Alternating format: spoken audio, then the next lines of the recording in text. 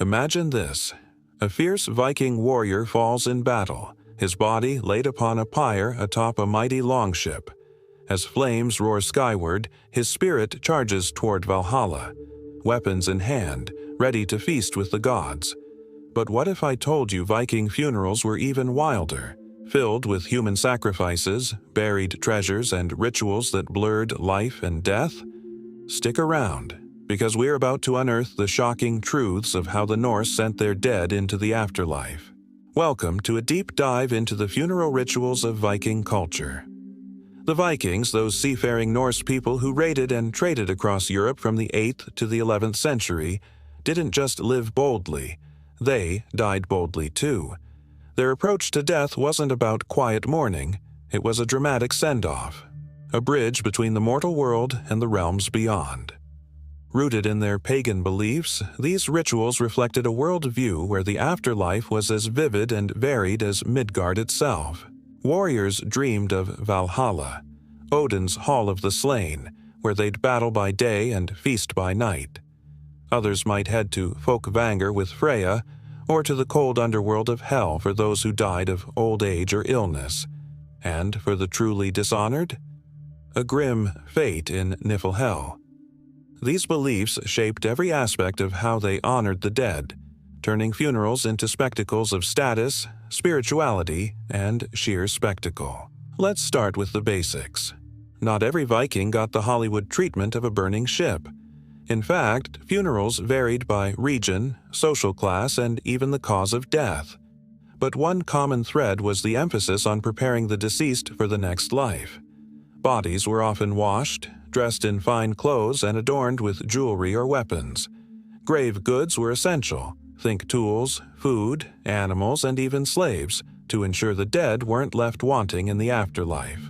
This wasn't just superstition, it was a practical extension of their cosmology. If you were a farmer, you'd need your plow in the beyond. If a warrior, your sword and shield. Cremation was a popular choice, especially in earlier Viking periods and among Scandinavians. Picture a massive pyre built from wood, sometimes stacked high on a hilltop for all to see. The body, placed atop it, would be ignited in a ceremony attended by family, friends, and perhaps the whole community. Chants, offerings to the gods, and libations of mead might accompany the flames. As the fire consumed the flesh, it was believed to release the soul, sending it upward with the smoke toward the divine realms. Ashes and charred bones were then collected, sometimes placed in urns or scattered, but often buried under mounds or stones. Archaeological finds, like those in Sweden's Birka site, show cremation pits filled with bent swords, ritually killed to join their owner, and beads melted in the heat. But burial without fire was just as common, particularly in later Viking times or in Christian-influenced areas. Inhumation involved digging a grave, often in a cemetery or near settlements. The body might be laid in a wooden coffin, a stone cist, or even directly in the earth. Orientation mattered. Some faced north toward the gods, others east for the rising sun. High-status burials could be elaborate. Think chamber graves, where the deceased was interred in a room-like structure underground, surrounded by possessions. In Norway's Gokstad ship burial from the 9th century, a chieftain was found with his bed, cooking gear, and even dogs and horses, sacrificed to accompany him. These weren't random. They symbolized the journey ahead, equipping the dead for eternal voyages. Now, let's talk about the crown jewels of Viking funerals: ship burials. These weren't everyday affairs. They were reserved for the elite, the jarls and kings whose status demanded something epic. A longship, symbol of Viking prowess, would be dragged ashore and turned into a grave. The body placed amidships, surrounded by riches: gold torques, imported silks, weapons forged with intricate patterns. In the famous Oseberg burial in Norway, dated to around 834 AD, 2 women, possibly a queen and her servant, were interred in a beautifully carved ship, complete with sleds, carts, and tapestries depicting mythical scenes. The ship was then covered with a massive mound of earth, preserving it for centuries. Sometimes these ships were set alight at sea, though evidence suggests that was rarer than sagas imply. The Icelandic sagas, like the Saga of the Inglings, describe kings burned on pyres afloat, their ashes committed to the waves, a poetic end for sea kings. But here's where it gets darker. Human sacrifice. Yes, the Vikings practiced it in some funerals, particularly for high-ranking individuals. Accounts from Arab traveler Ibn Fadlan, who witnessed a Russ's Viking funeral on the Volga River in the 10th century, paint a vivid, chilling picture.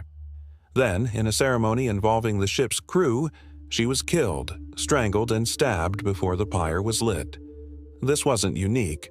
Graves like those at Kaupang in Norway show skeletons of bound individuals, likely thralls sacrificed to serve in the afterlife.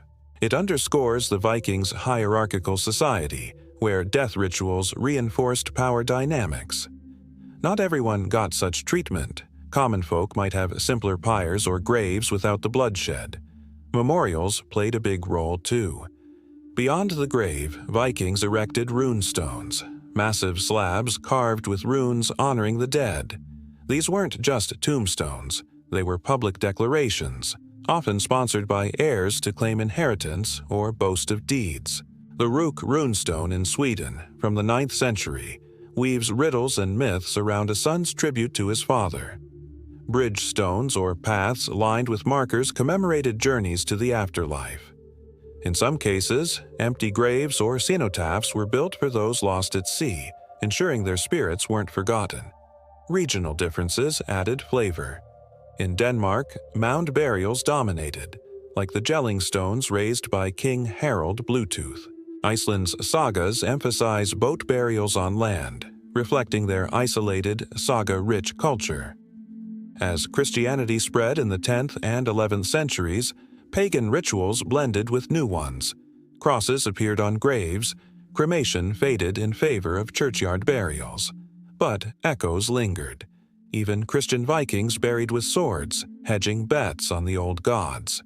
Archaeology keeps revealing more. Modern digs using DNA and isotopes show Viking funerals included women warriors, like the Birka grave once thought male but proven female.